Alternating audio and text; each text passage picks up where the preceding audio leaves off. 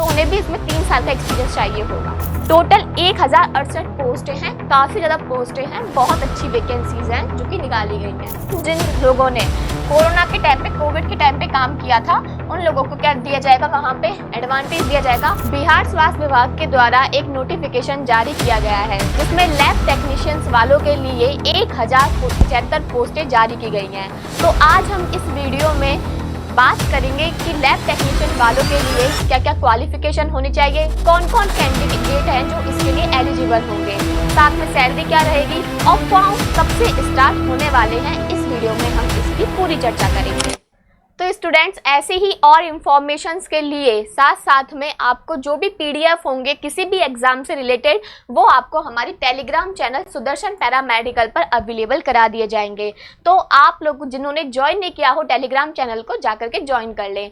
साथ ही साथ में अगर आपको किसी भी एग्जाम से लेकर कोई भी क्वेरी हो, किसी भी कोर्स से लेकर कोई भी क्वेरी होती है, तो ये व्हाट्सएप नंबर आपको अवेलेबल कराया गया है। इस पर जाकर आप टीम से कॉन्टैक्ट कर सकते हो। आपके जितने भी डाउट्स होंगे वो सारे वहाँ पे क्लियर कर दिए जाएंगे। तो चलिए अब हम बात करेंगे यहाँ पे कि जो स्वास्थ्य विभाग ने आप लोगों के लिए पोस्टें निकाली हैं वो कौन किस किस पोस्ट के लिए निकाली गई हैं, साथ साथ में बात करेंगे कितनी कितनी पोस्टें वहाँ पे अवेलेबल हैं। ओके, तो देखिए मेनली जो राष्ट्रीय स्वास्थ्य समिति है इसने सीनियर लेबोरेटरी टेक्नीशियंस के लिए और साथ साथ में लेबोरेटरी टेक्नीशियंस के लिए क्या निकाली हैं, संविदा पर पोस्टें निकाली हैं। अब हम इसमें क्वालिफिकेशन की बात करते हैं कि इन पोस्टों के लिए क्वालिफिकेशंस क्या रहने वाली हैं और ये कितनी कितनी पोस्टें रहेंगी। सबसे पहले बात करते हैं यहाँ पे सीनियर टेक्नीशियंस, यानी कि सीनियर जो लेबोरेटरी टेक्नीशियंस होंगे उनके लिए बात कर लेते हैं। तो उनके लिए टोटल 7 पोस्टें हैं जो यहाँ पे अवेलेबल कराई गई हैं, जिसमें आपको 3 पोस्टें जनरल की, 1 पोस्ट ईडब्ल्यूएस की, 1 पोस्ट आपको एससी की और 1 पोस्ट आपको ईबीसी की और बीसी की आपको 1 पोस्ट मिल जाएगी। यानी कि आपको टोटल 7 पोस्टें हैं जो यहाँ पे अवेलेबल होने वाली हैं। इन 7 पोस्टों के अंदर अब क्या क्वालिफिकेशन रहेगी उसकी बात कर लेते हैं।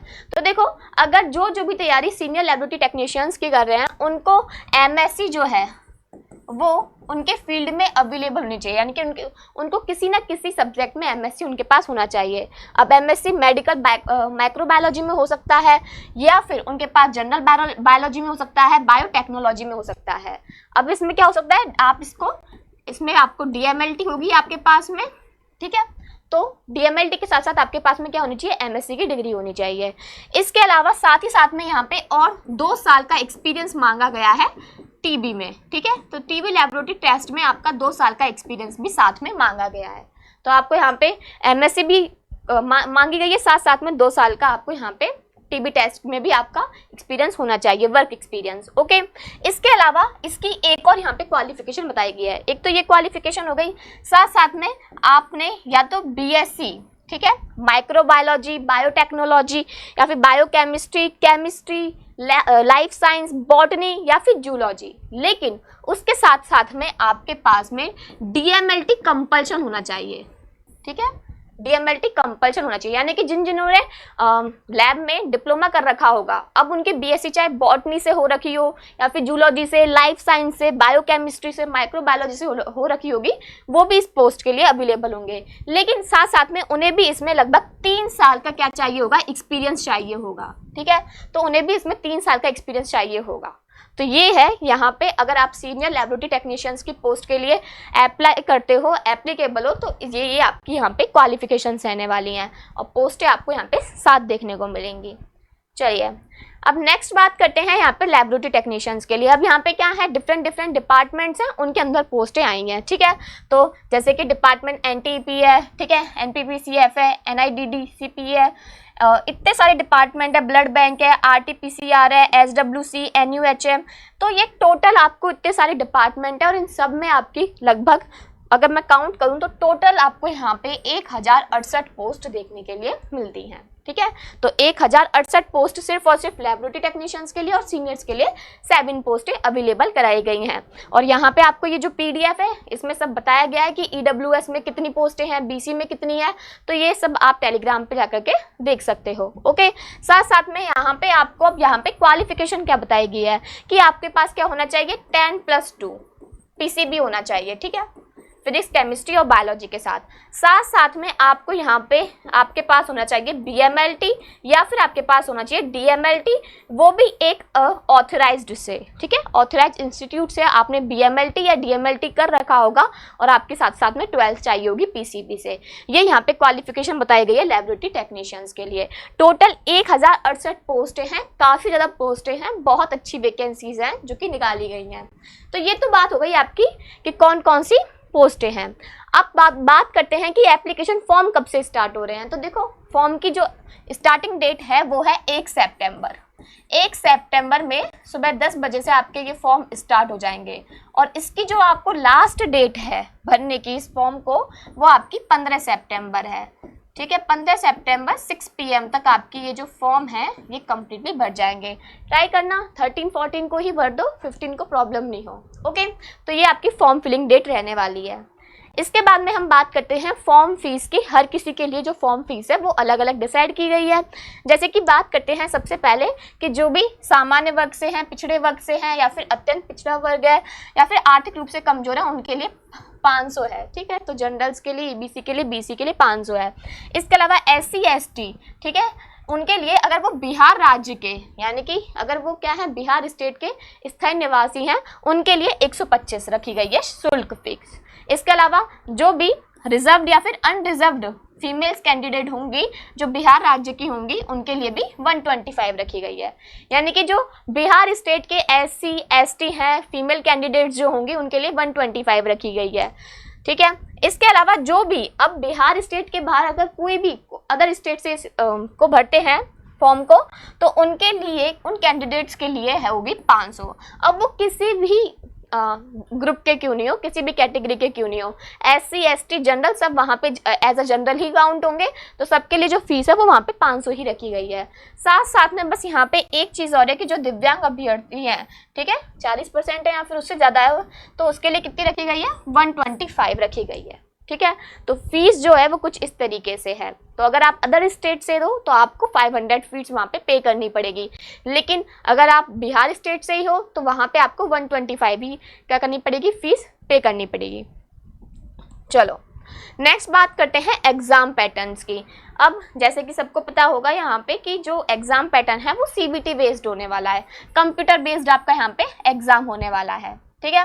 अब इसमें एक कंप्यूटर बेस्ड आपका टेस्ट होगा, वहाँ पे आपके जिन जिन लोगों ने कोरोना के टाइम पे, कोविड के टाइम पे काम किया था, उन लोगों को क्या दिया जाएगा, वहाँ पे एडवांटेज दिया जाएगा 5 मार्क्स का अकॉर्डिंग टू ईयर्स, ठीक है।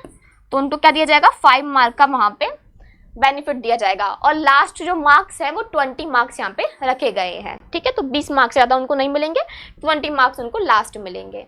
इसके अलावा अगर यहाँ पे बात की जाए तो CBT जो बेस्ड पेपर है, इसमें आपके टोटल 75 क्वेश्चंस आएंगे। कितने, 75 क्वेश्चंस टोटल आएंगे। उन 75 क्वेश्चंस में आपको हर एक क्वेश्चन के लिए 1 मार्क दिया जाएगा और साथ साथ में ध्यान रखना इस पेपर में आपकी नेगेटिव मार्किंग भी है और वो नेगेटिव मार्किंग आपकी 0.25 यानी कि 1/4 मार्क की है, ठीक है। तो नेगेटिव मार्किंग भी इस पेपर में आपके रखी जाएगी। चलिए नेक्स्ट बात करते हैं यहाँ पे कि पे लेवल कितना रहने वाला है। तो जो लोग सीनियर लैब टेक्नीशियंस के लिए करेंगे उनके लिए 24,000 है यहाँ पे लेवल, और जो लोग यहाँ पे लैबोरेटरी टेक्नीशियंस के लिए करेंगे उनके लिए 15,000 रहने वाला है पे लेवल, ओके। तो ये आपका क्या रहने वाला है, पे रहने वाला है अगर आप सेलेक्ट होते हो तो। साथ साथ में अब बात कर लेते हैं एज लिमिट की भी। तो देखो यहाँ पे जो PDF था उसमें क्लियरली मेंशन की गई है ये चीज़ कि जो एज लिमिट है वो आपकी लास्ट डेट जो होगी वो क्या रखी गई है, 1 अगस्त रखी गई है। यानी कि आप लोगों को 1 अगस्त के अकॉर्डिंग क्या किया जाएगा, आपकी एज को माना जाएगा। 1 अगस्त 2025 में आपकी जितनी एज रही है उसके अकॉर्डिंग आपको यहाँ पे काउंट किया जाएगा। साथ साथ में यहाँ पे आपकी जो ऑनलाइन आवेदन प्राप्ति की अंतिम तिथि है वो क्या रखी जाएगी, 3/9 रखी जाएगी, ठीक है। यानी कि आपकी जो कट ऑफ डेट है यहाँ पे एज लिमिट की वो 3/9 तक जितनी रहेगी उस हिसाब से रखा जाएगा। साथ साथ में अब कितने दे सकते हैं, यानी कि न्यूनतम आयु तो 21 वर्ष होनी चाहिए और उससे अधिकतम आयु कितनी है और कितना दिया गया है वहाँ पे एज लिमिट में रिलैक्सेशन, उसकी बात कर लेते हैं। तो देखो जो अनारक्षित वर्ग है EWS में जो भी मेल्स हैं उनके लिए 37 ईयर्स रखा गया है। साथ साथ में जो भी पिछड़ा वर्ग, अत्यंत पिछड़ा वर्ग के जो भी मेल या फीमेल कैंडिडेट्स हैं उनके लिए 40 ईयर रखी गई है। इसके अलावा जो अनारक्षित वर्ग ईडब्ल्यूएस की जो फीमेल कैंडिडेट है उनके लिए भी 40 ईयर रखी गई है, और जो एससी एसटी के फीमेल और मेल कैंडिडेट है उनके लिए 42 ईयर रखी गई है। तो एज रिलैक्सेशन कुछ इस तरीके से है, ठीक है। चलिए नेक्स्ट बात करते हैं यहाँ पे। तो वही है सेम जो मैं आपको ऑलरेडी बता चुकी हूँ कि जो भी सीबीटी बेस्ड पेपर होगा, इस सीबीटी बेस्ड पेपर में आपके 75 मार्क्स का पेपर होगा आपका, ठीक है। उस 75 मार्क्स में से मतलब क्वेश्चंस जो होंगे वो 75 मार्क्स के होंगे, और उसमें से जो आपकी नेगेटिव मार्किंग जो होगी वो यहाँ पे 0.25 जो होगा वो वहाँ पे काट लिया जाएगा, ठीक है। इसके अलावा आपकी जो एग्ज़ाम की ड्यूरेशन है वो आपकी 75 मिनट ही रखी जाएगी, यानी कि एक क्वेश्चन के लिए 1 मिनट, ठीक है। चलिए इसके अलावा अगर आप वैकेंसीज की तैयारी करना चाहते हो लैब टेक्नीशियंस की अभी भी, तो आप लोग हमारी सुदर्शन पैरामेडिकल ऐप जो है इससे जाकर के जुड़ सकते हो, इससे आप अपनी और भी बेहतरीन तैयारी कर सकते हो। इसके साथ साथ में यहाँ पे आपको आपकी तैयारी को थोड़ा बूस्टअप करने के लिए PYQ बुकलेट भी अवेलेबल कराया गया है, जिसमें आपको प्रीवियस जितने भी एग्ज़ाम जो हुए हैं उससे काफ़ी क्वेश्चंस होंगे जो देखने के लिए मिलेंगे। और ये चीज़ ध्यान रखना कि जो प्रीवियस ईयर के क्वेश्चंस होते हैं उनका लगभग 40 to 50% जो होता है वो आपको देखने के लिए मिलता ही एग्जाम में, उससे रिलेटेड देखने को मिल ही जाएगा। तो ये बुकलेट आपके लिए काफ़ी अच्छी साबित होगी अगर आप इसको परचेज करते हो, साथ साथ में अगर आप उसको बहुत अच्छे से पढ़ोगे। ऐसा नहीं है बस ले ली और रख दी, नहीं, अच्छे से पढ़ोगे तो समझ में आएगा कि क्वेश्चनों का जो टाइप है वो इस तरीके से भी आता है।